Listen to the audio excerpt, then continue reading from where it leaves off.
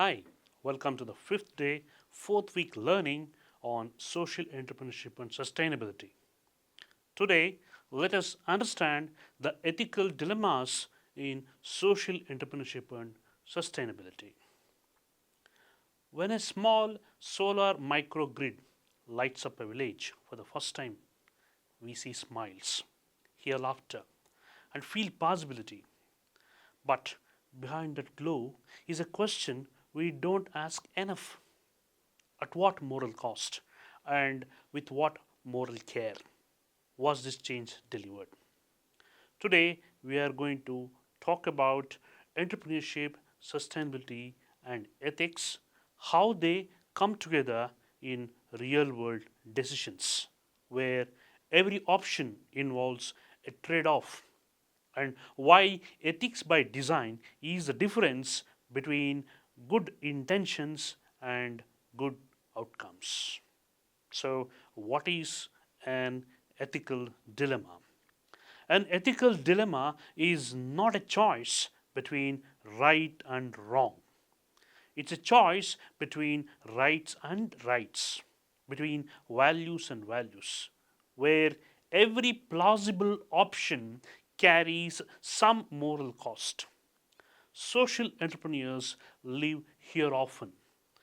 They stand at the crossroads of markets that concentrate on efficiency, scale, competition, public interest that involves equity, rights, inclusion, ecology that includes planetary limits and future generations.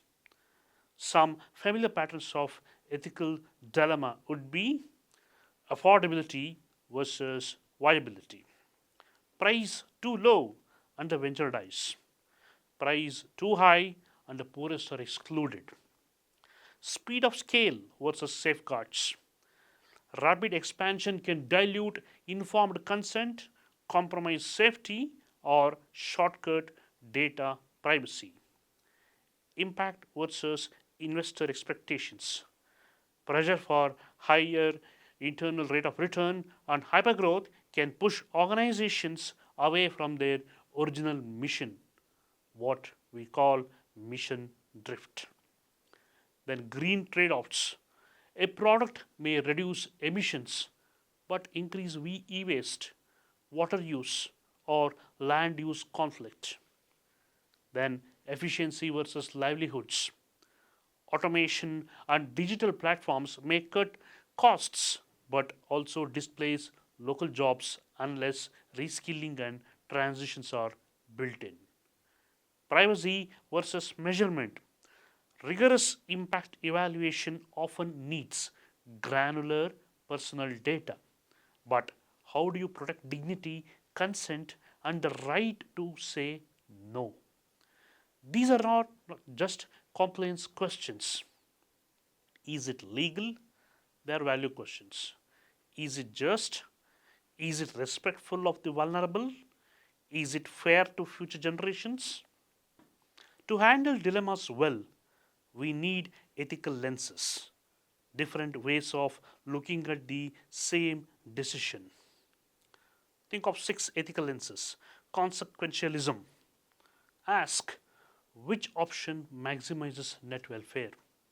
Lives improved, emissions avoided, incomes stabilized, but it comes with the risk. If we only chase totals, we can ignore minorities and rights. Then the second lens, deontological rights. Ask what clues and rights must we never violate? Privacy, informed consent, non discrimination, do no harm. But it comes with a risk. Rigid rules can block urgently needed action even in emergencies. Third lens, virtual ethics, which focuses not only on decisions but on character, integrity, prudence, humility, and compassion. What kind of people and culture are we building inside the organization? Fourth type of lens is care ethics that includes center relationships, dependence, and vulnerability. And that is vital for community health, gender based work, disability, elder care, where listening and care matter as much as efficiency. The fifth lens would be justice framework that includes procedural justice, which focuses on are processes fair and participatory. Distributive justice, who gains, who loses, and why. Restorative justice, that includes when harm occurs, how do we repair and restore. The sixth lens would be environmental ethics or precautionary principle. Is there a plausible risk of serious or irreversible ecological damage? Act with extra caution, even if evidence is incomplete. So, now let us see some of the typical ethical dilemmas in Indian social enterprise practice. Let's make this concrete. Pricing and subsidy. You select clean cooking stove. Option A. Keep prices ultra low. You will need constant grants. Option B. Introduce a premium line for wealthier customers to cross subsidize. But then, does your energy and research and development drift towards the premium segment?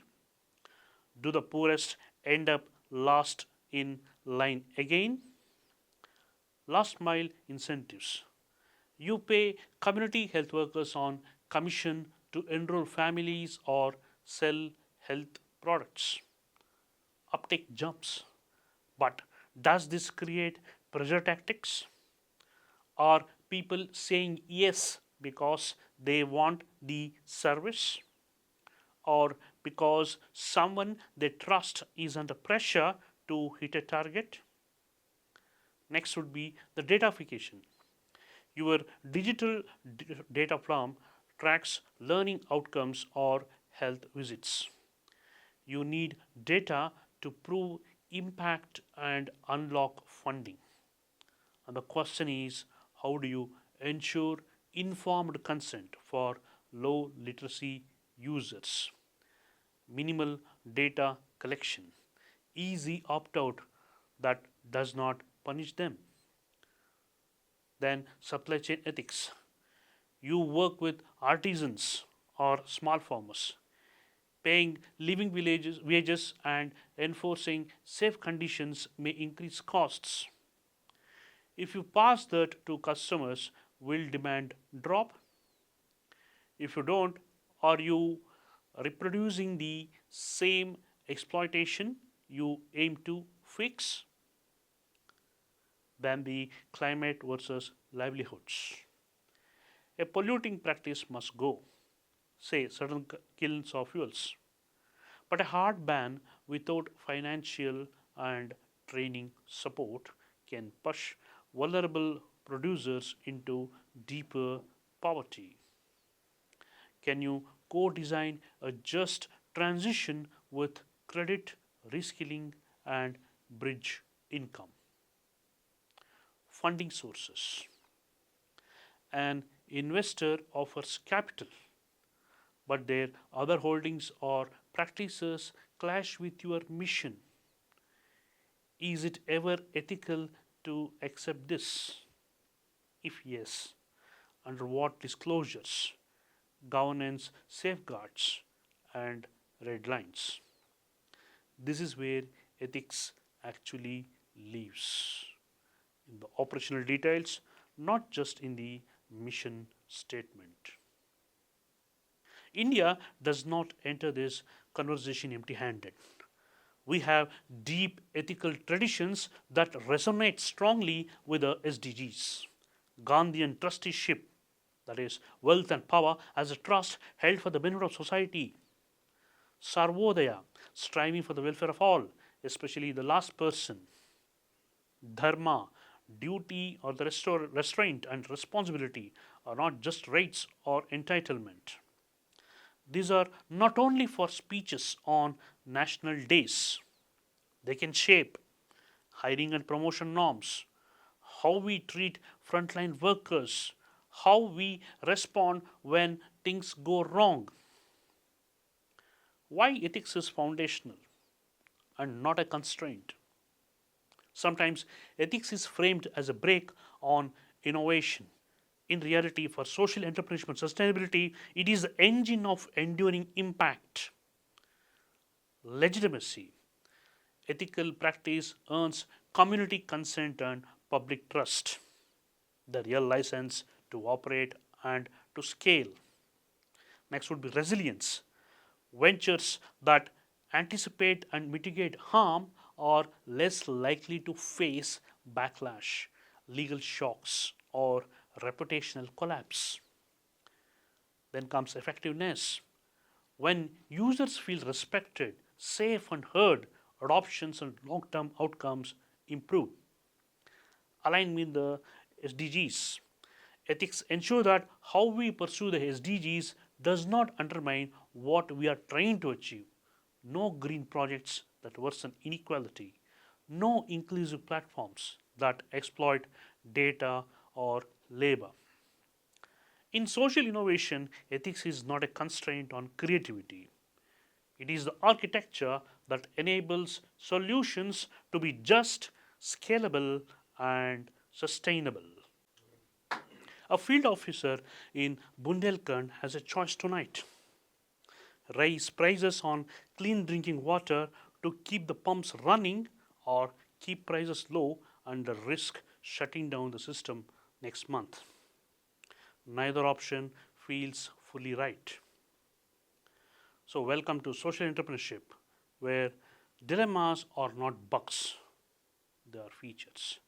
Because when you try to solve deep social and environmental problems with market based tools and finite resources, you don't just make business decisions, you make moral decisions. So let's explore four recurring ethical tensions in social entrepreneurship and how to design for them so we scale solutions, not harm. The first tension would be why dilemmas are built in, not bolt on. Social enterprises stand at the intersection of three value systems: markets, which primarily focus on prices, productivity, competition; public purpose, which focus on equity, rights, inclusion; ecology, that focus on climate limits, biodiversity, resource boundaries. Each of these systems optimize for something different. So, conflict is not an exception, it is structural. When we accept that dilemmas are built in, we stop doing damage control after harm occurs and start building ex ante safeguards into our design, governance, and finance. Then the next tension will be dual mission conflict: profit versus purpose. Financial viability keeps the organizations alive and able to scale. Social purpose demands pricing, targeting, and delivery choices that often reduce margins.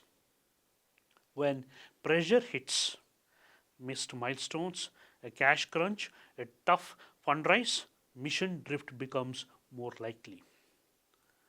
So, the typical fault lines would be in pricing, cost reflective pricing strengthens sustainability but can quietly exclude the poorest. Deep subsidies boost inclusion but can break unit economics and long term survival.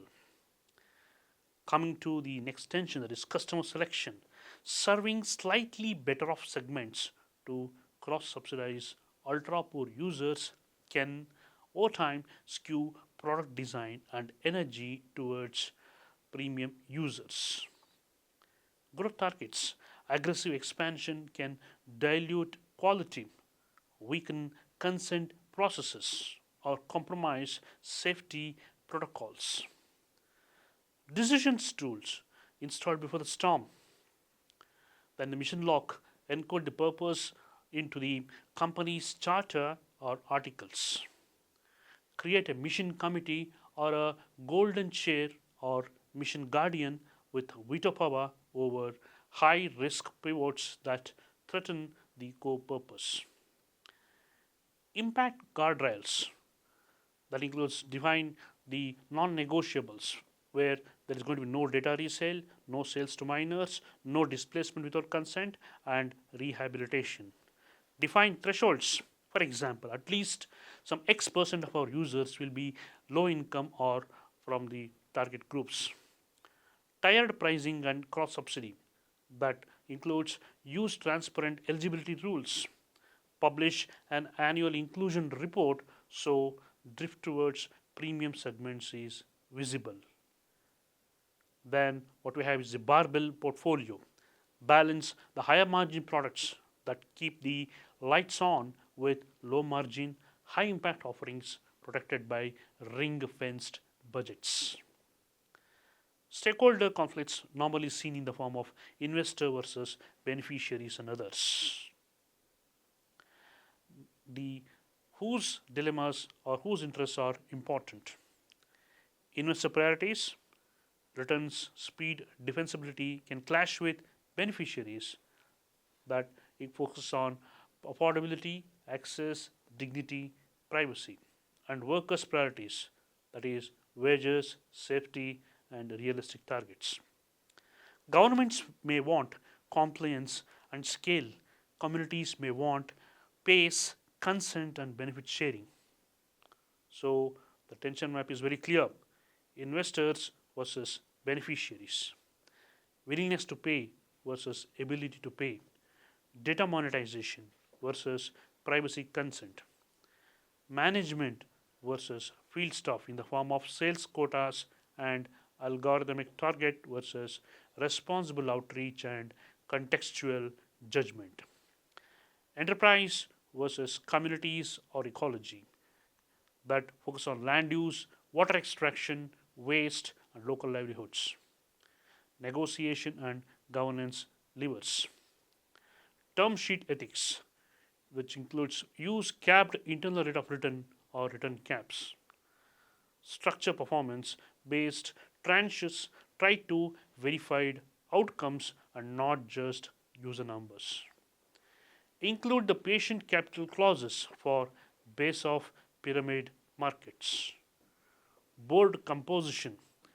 You should add independent directors with public interest or development or sustainability backgrounds. For high externality projects, consider a rotating community seat. When we consider outcome aligned instruments, explore outcome funds, pay for success contracts, and blended finance guarantees that explicitly price social performance, not just volume growth.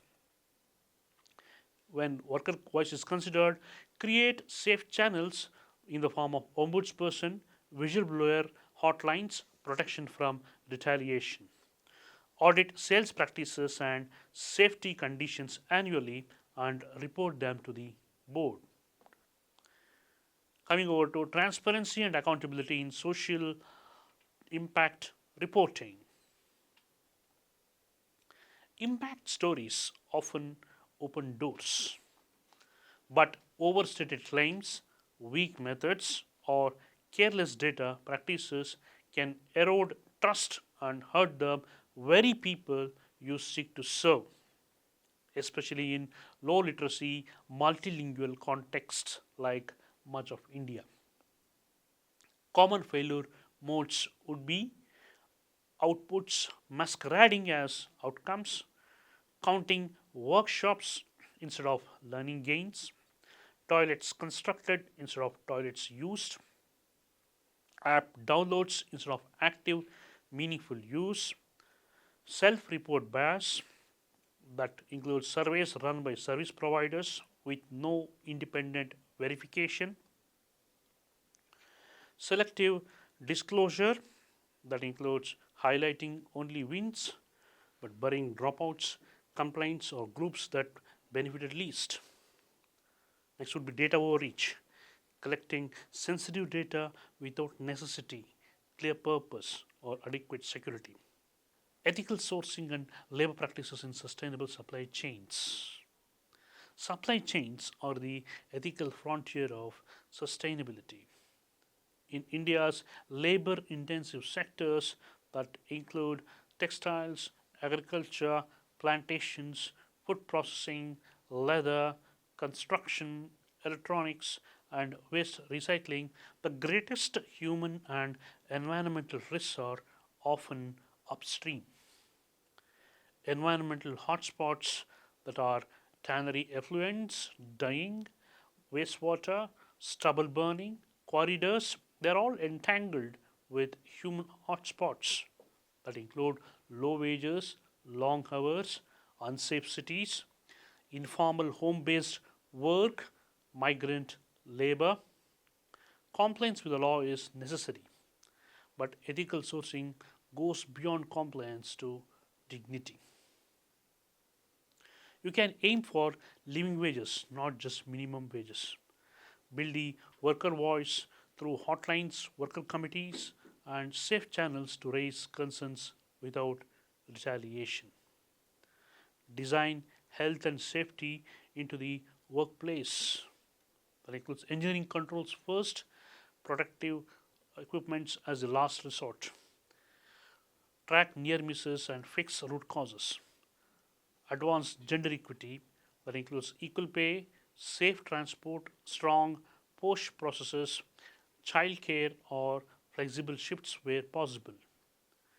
Make practices migrant friendly, contracts in the native languages, portability of benefits, complaint redress across sites.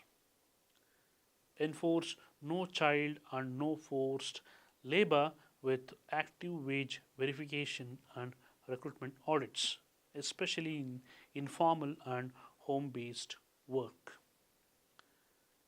So, how to inculcate the due diligence as a continuous process? Treat due diligence not as a one time audit, but as an ongoing practice that includes map the chain beyond tier 1 suppliers to subcontractors and farm gate clusters. Identify social and environmental hotspots. Second step, risk based segmentation that includes deeper, more frequent checks where harm likelihood is highest. For example, seasonal migrant sites, wet processing units. Third step would be co create corrective actions that includes remediation, training, equipment upgrades, wage corrections over cut and run, which often punishes workers first. Fourth step would be shared responsibility that includes aligning your purchasing practices, including lead time, price payment terms with the standards you expect, or else the cost of your ethics gets dumped on labor and nature. Traceability and transparency include using digital tools, QR codes, batch IDs, mass balance models where physical segregation is not possible. Publish public summaries of progress and grievances. The sixth step would be conducting independent worker feedback that includes mobile surveys, civil society partners, and surprise inspections to counter audit gaming. Agriculture and primary commodities. For tea, coffee, spices, sugarcane, cotton, and other primary commodities, ethical sourcing means fair pricing and timely payments at the farm gate. Pre harvest credit that supports farmers without locking them into usurious debt. Regenerative practices for soil and water backed by technical assistance. Smallholder inclusion through FPOs and producer companies. Guaranteed offtake and climate risk advisory on heat, pests, and rainfall shifts. Clear limits on harmful inputs with transparent residue testing, and public reporting. The fifth step would be government metrics and incentives that make ethics stick. Ethics becomes real when it's backed into governance, measurement, and money. For governance, put purpose in the charter. Give the board explicit responsibility for sustainability and ethics.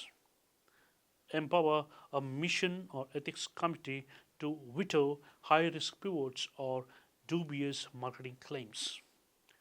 Create advisory councils with community and worker representation where impacts are greatest. Offer whistleblower and grievance channels in local languages with protection and time bound resolution. Ethics is not a barrier to innovation, it's a compass, a guide that helps us navigate the uncertain terrain of social entrepreneurship and sustainability, where every decision balances profit and purpose, efficiency and empathy, innovation and integrity. In this journey, ethical frameworks don't give us one right answer. They give us a way to think, to reason, reflect, and stay accountable. Let's explore four powerful lenses that help us make decisions with conscience and clarity. The four lenses are the utilitarian approach with deontological ethics, virtue ethics, and stakeholder approach. The utilitarian approach that concentrates on maximizing social good. Imagine Jeremy Bentham and John Stuart Mill sitting in a social enterprise accelerator. They do say the best decision is the one that brings the greatest good to be the greatest number. In sustainability, this might mean asking how can we create the most benefit with the least harm.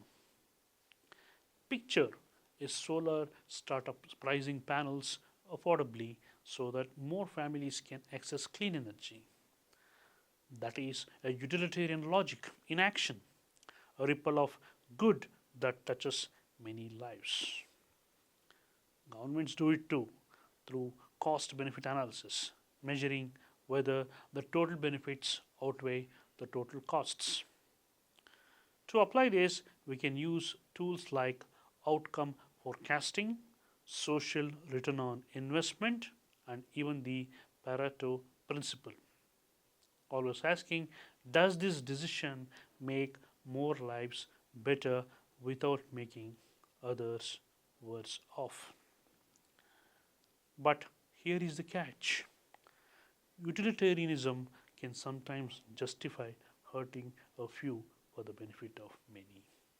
A health tech firm might focus on urban markets to reach more users, but in doing so, neglect rural patients who need it most. So, utilitarian thinking must always walk hand in hand with fairness, equity, and rights. Now, let's understand deontological ethics. Now, imagine Immanuel Kant joining your team meeting. You would ask, are we doing the right thing, not just the effective thing? So, deontological ethics is all about duty and principle. It asks two timeless questions. Would it be okay if everyone did this?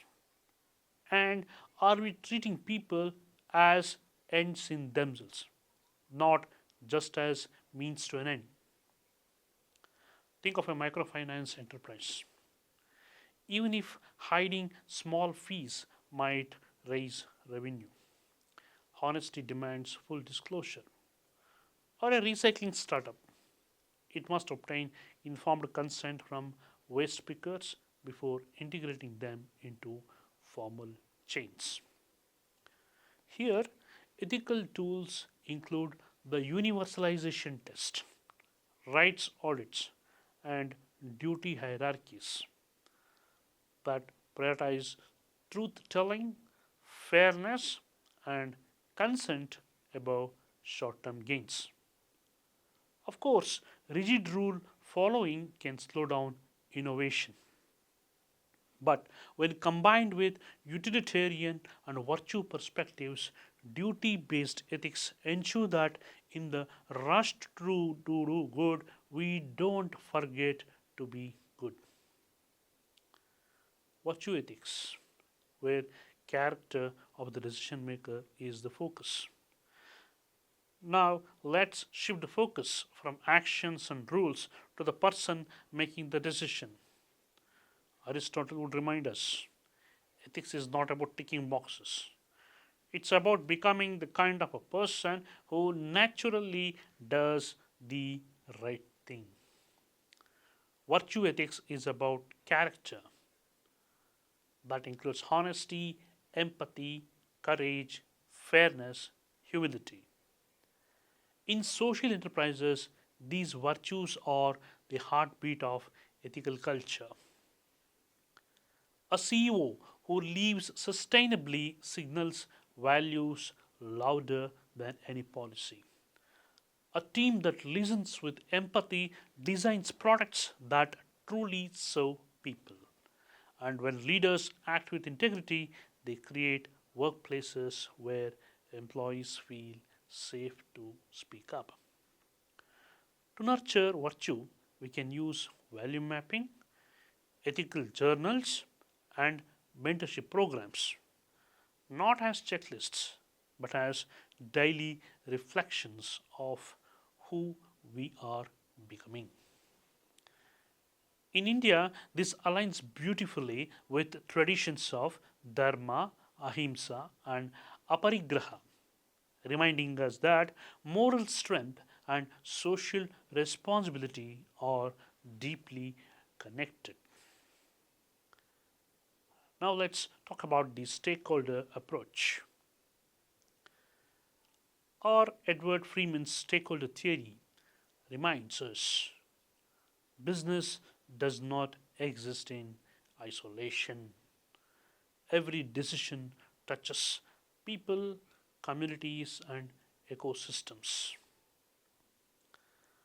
Take an agri tech startup. Its stakeholders include farmers, retailers, investors, and the land itself.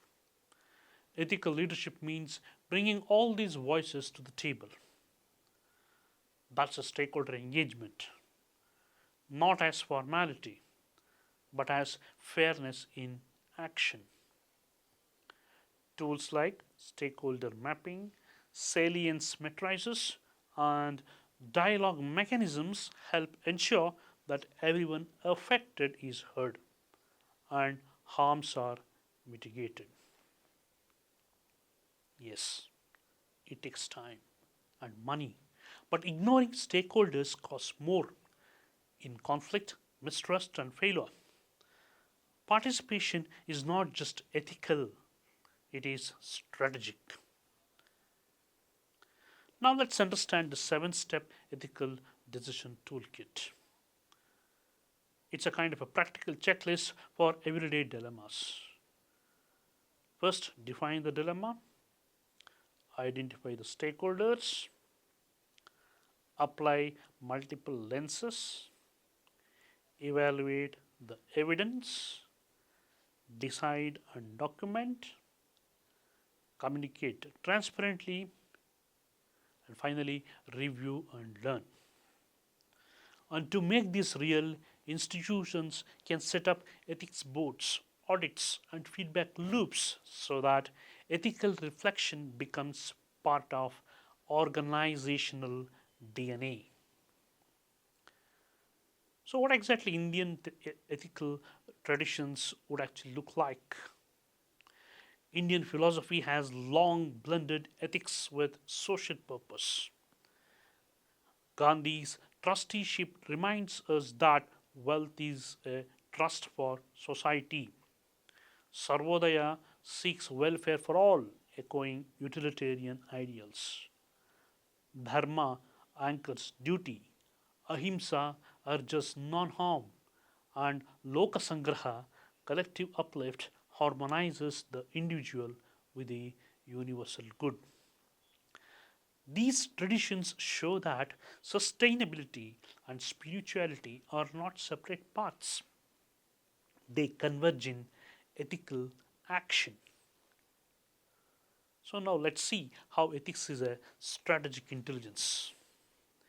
Ethics is not a constraint, it is a strategic intelligence where the invisible strength that builds resilience and long term success.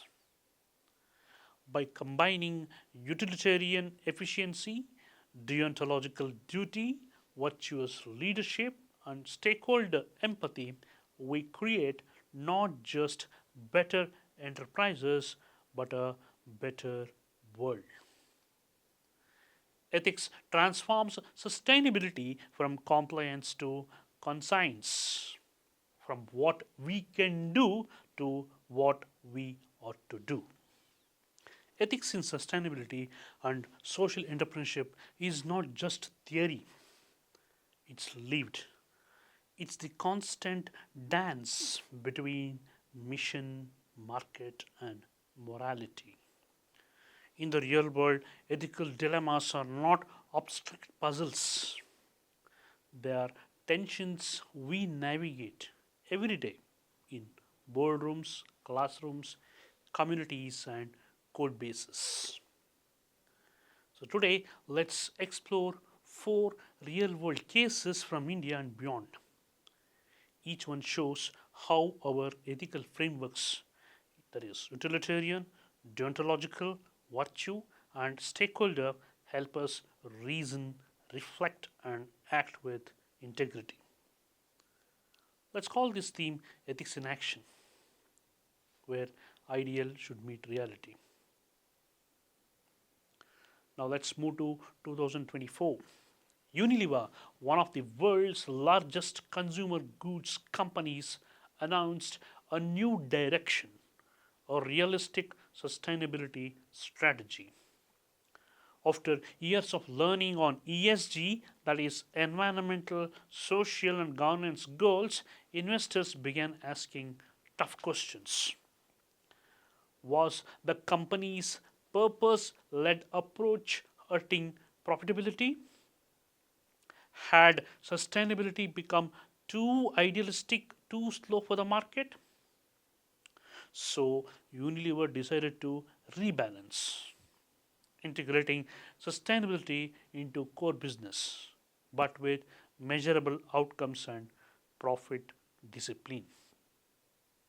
And there it was, the ethical tension between purpose and profit, between authentic impact and corporate optics. A utilitarian might argue that realism sustains long term good in the form of stable jobs, gradual climate progress. But deontological ethics insists be transparent, don't overstate progress, don't greenwash. A virtue ethicist would say it takes prudence and courage to admit limits without losing ideals. And a stakeholder view reminds us that true sustainability must balance the interests of investors, consumers, employers, and the planet. In India, we see echoes of this in SEBI's business responsibility and sustainability reporting framework, urging companies to measure both impact and integrity. So, what is the takeaway? Sustainability must be both aspirational and operational. Real ethical leadership lies in honesty about imperfection, not in over promising outcomes. It's not about being perfect, it's about being authentically accountable. Let's step back to 2001. In Kodaikanal, Tamil Nadu, a Hindustan Unilever thermometer factory was accused of mercury contamination. Toxic waste had allegedly polluted soil and water. Local workers and residents began reporting health problems, and soon a 2-decade campaign for justice began. The ethical questions were deep and powerful. Was compliance with the law enough, or did the company owe a moral duty beyond legal limits? What does environmental justice mean for communities with little power or voice? Through a utilitarian lens, cleanup and compensation serves the greatest good, restoring ecosystems and public trust. But deontological ethics demand full disclosure and accountability, no matter the financial cost. Virtue ethics requires courage to face fault and act decisively. And a stakeholder lens says prioritize the people and the planet first before stakeholders. After years of advocacy, Unilever agreed to remediation and compensation. The case reshaped India's environmental governance, setting new expectations for corporate accountability. The lesson here is clear. Corporate ethics begin where compliance ends. Environmental harm demands restoration, not mere damage control. And transparency, especially when it is uncomfortable, is a moral duty, not a public relations strategy. Because environmental ethics is not about saving face, it's about saving trust, communities, and the future. Ethics is not abstract, it is strategic intelligence for long term success.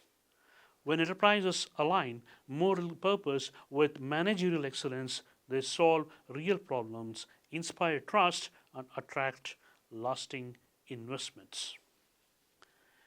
In an age of climate change, misinformation, and inequality, ethical entrepreneurship offers a path where innovation uplifts rather than exploits, and business becomes a force for shared prosperity. Profit should be a means, not the end. The end is human dignity, ecological balance, and collective well being. As you leave this course, remember ethics lives in small, consistent choices: what to disclose, how you treat people, how you price your products, and how you define success. Your task as an ethical entrepreneur is to close that gap with conscience, creativity, and courage. Let's build what's profitable because it is good, and keep it good as it scales. Thank you for watching the video.